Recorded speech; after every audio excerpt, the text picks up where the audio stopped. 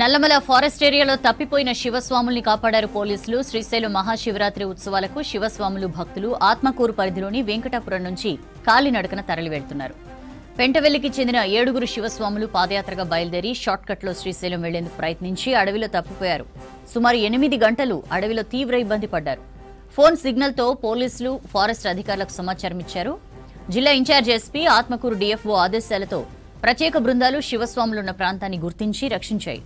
Forest శాఖ ముందుగానే నిర్దేశించిన మార్గంలోనే శ్రీశైల క్షేత్రానికి వెళ్లాలన్నారు అధికారులు.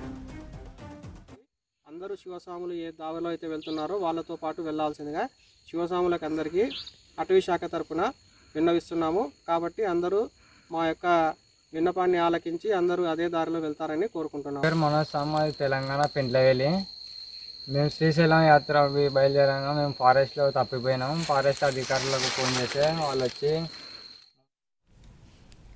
నల్లమల ఫారెస్ట్ ఏరియాలో తప్పిపోయిన శివస్వాములను కాపాడారు పోలీసులు. శ్రీశైలం మహాశివరాత్రి ఉత్సవాలకు శివస్వాములు భక్తులు ఆత్మకూరు పరిధిలోని వెంకటాపురం నుంచి కాలినడకన తరలి వెళ్తున్నారు. పెంటవెల్లికి చెందిన 7 శివస్వాములు పాదయాత్రగా బయలుదేరి షార్ట్కట్లో శ్రీశైలం వెళ్లేందుకు ప్రయత్నించి అడవిలో తప్పిపోయారు.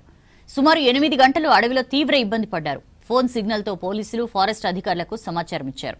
జిల్లా ఇన్ఛార్జ్ ఎస్పీ ఆత్మకూరు డీఎఫ్ఓ ఆదేశాలతో ప్రత్యేక బృందాలు శివస్వాములున్న ప్రాంతాన్ని గుర్తించి రక్షించాయి. ఫారెస్ట్ శాఖ ముందుగానే నిర్దేశించిన మార్గంలోనే శ్రీశైల క్షేత్రానికి వెళ్లాలన్నారు అధికారులు.